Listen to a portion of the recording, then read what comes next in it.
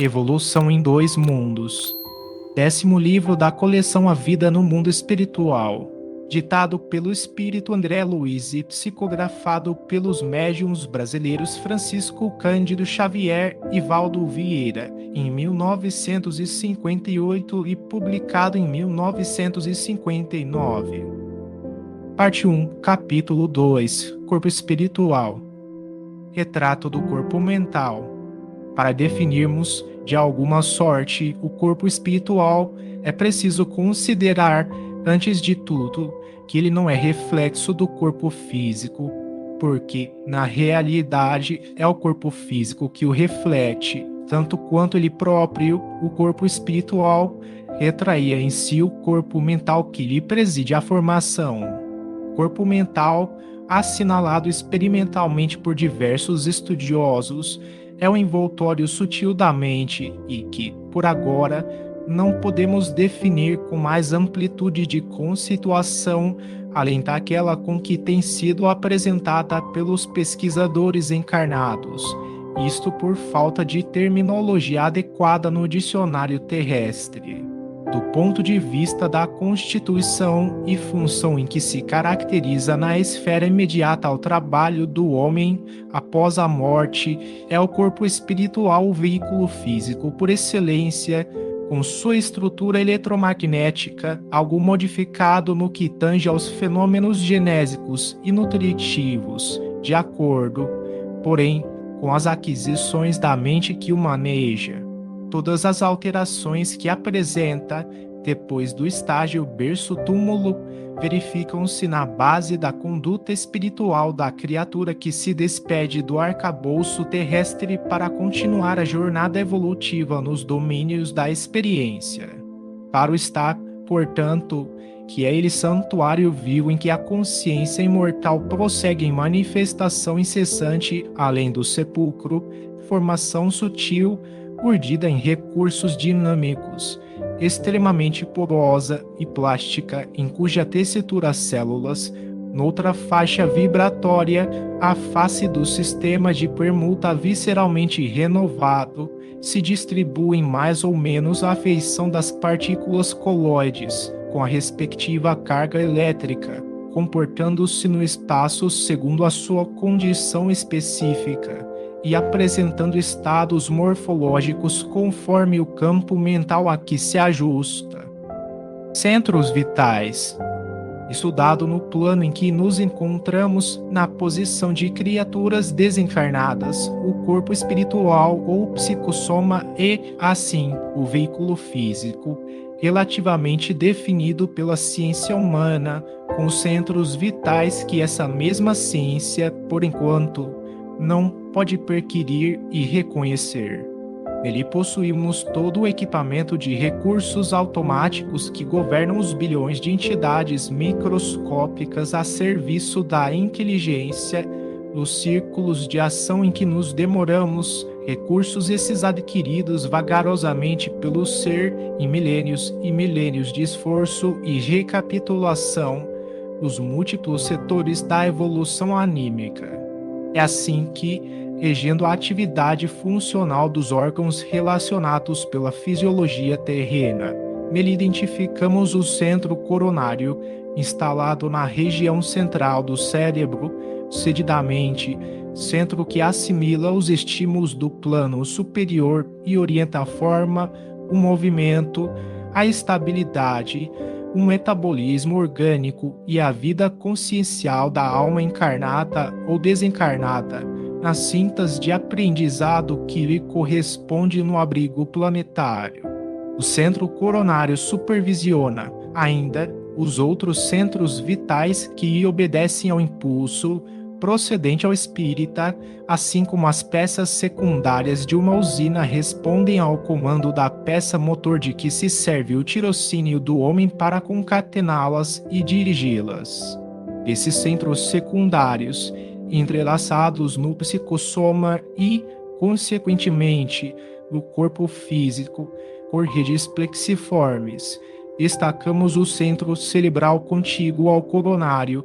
com influência decisiva sobre os demais, governando o córtex encefálico na sustentação dos sentidos, marcando a atividade das glândulas endocrínicas e administrando o sistema nervoso em toda a sua organização, coordenação, atividade e mecanismo, desde os neurônios sensitivos até as células efetoras, o centro laríngeo, controlando notadamente a respiração e a fonação, o centro cardíaco, dirigindo a emotividade e a circulação das forças de base, o centro esplênico, determinando todas as atividades em que se exprime o sistema hemático, dentro das variações de meio e volume sanguíneo, o centro gástrico, responsabilizando-se pela digestão e absorção dos alimentos densos ou menos densos que, de qualquer modo, representam concentrados fluídicos penetrando-nos a organização e o centro genésico, guiando a modelagem de novas formas entre os homens ou o estabelecimento de estímulos criadores, com vistas ao trabalho, à associação e à realização entre as almas. Centro coronário. Temos particularmente no centro coronário o ponto de interação entre as forças determinantes do espírito e as forças fisiopsicossomáticas organizadas. Ele parte, desse modo, a corrente de energia vitalizante formada de estímulos espirituais com ação difusível sobre a matéria mental que o envolve, transmitindo aos demais centros da alma os reflexos vivos de nossos sentimentos, ideias e ações, tanto quanto esses mesmos centros, interdependentes entre si, imprimem semelhantes reflexos nos órgãos e demais implementos de nossa constituição particular, plasmando em nós próprios os efeitos agradáveis ou desagradáveis de nossa influência e conduta. A mente elabora as criações que lhe fluem da vontade, apropriando-se dos elementos que a circundam, e o centro coronário incumbe-se automaticamente de fixar a natureza da responsabilidade que lhes diga respeito, marcando no próprio ser as consequências felizes ou infelizes de sua movimentação consciencial no campo do destino. Estrutura mental das células. É importante considerar, todavia, que nós, os desencarnados, na esfera que nos é própria, estudamos presentemente a estrutura mental das células, de modo a iniciarmos-nos em aprendizado superior, com mais amplitude de conhecimento, acerca dos fluidos que nos integram o clima de manifestação, todos eles de origem mental e todos entretecidos na essência da matéria primária ou hausto corpuscular de Deus, de que se compõe a base do universo infinito. Centros vitais e células.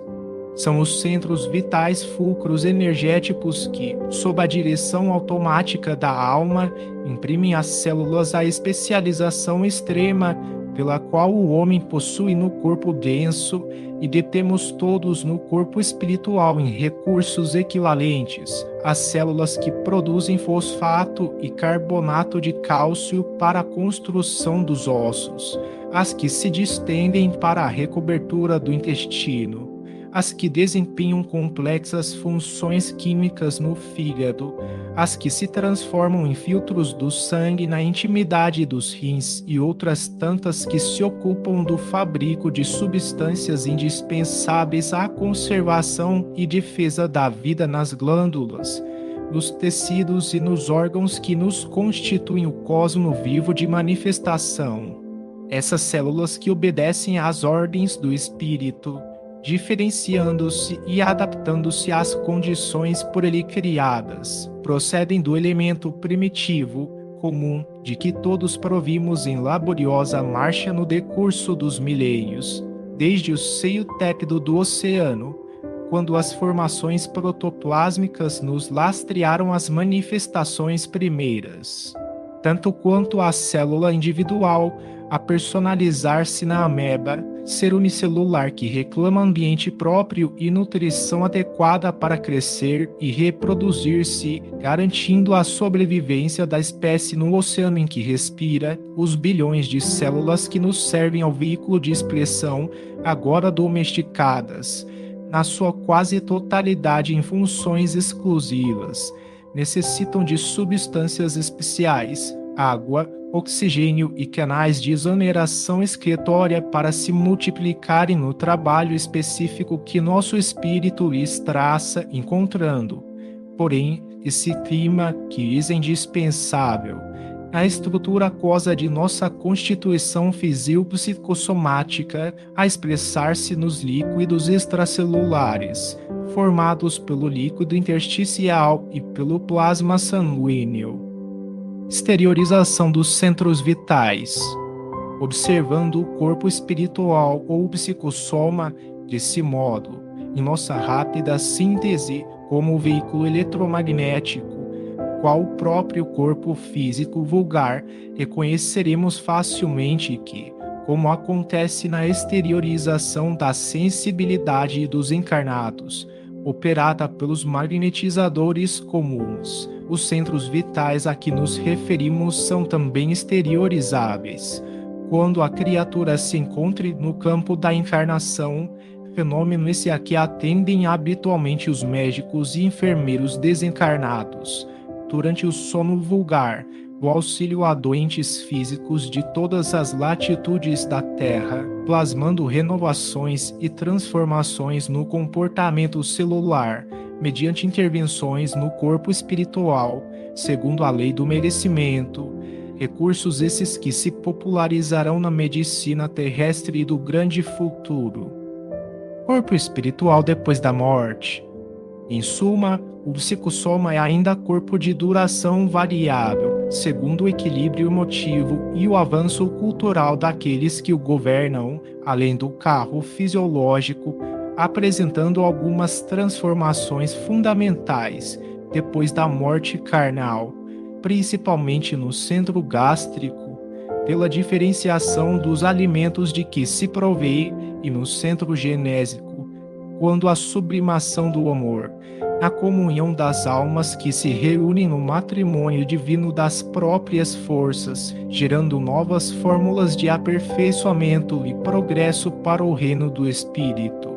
Esse corpo que evolve e se aprimora nas experiências de ação e reação, no plano terrestre e nas regiões espirituais que lhe são fronteiriças, é suscetível de sofrer alterações múltiplas, como alicerces na dinamia proveniente da nossa queda mental no remorso ou na hiperdinamia imposta pelos delírios da imaginação, a se responsabilizarem por disfunções inúmeras da alma, nascidas do estado de hipertensão no movimento circulatório das forças que mantém o organismo sutil e pode também desgastar-se na esfera imediata à esfera física, para nela se refazer através do renascimento, segundo o molde mental preexistente, ou ainda restringir-se a fim de se reconstituir de novo no vaso uterino, para a recapitulação dos ensinamentos e experiências de que se mostre necessitado, de acordo com as falhas da consciência perante a lei. Outros aspectos do psicossoma examinaremos quando as circunstâncias nos induzam a apreciar o comportamento nas regiões espirituais vizinhas da Terra, dentro das sociedades afins, em que as almas se reúnem conforme os ideais e as tarefas nobres que abraçam, ou segundo as culpas dilacerantes ou tendências inferiores em que se sintonizam, geralmente preparando novos eventos, alusivos às necessidades e problemas que são peculiares nos domínios da reencarnação imprescindível. Pedro Leopoldo, Minas Gerais, Brasil, 19 de janeiro de 1958.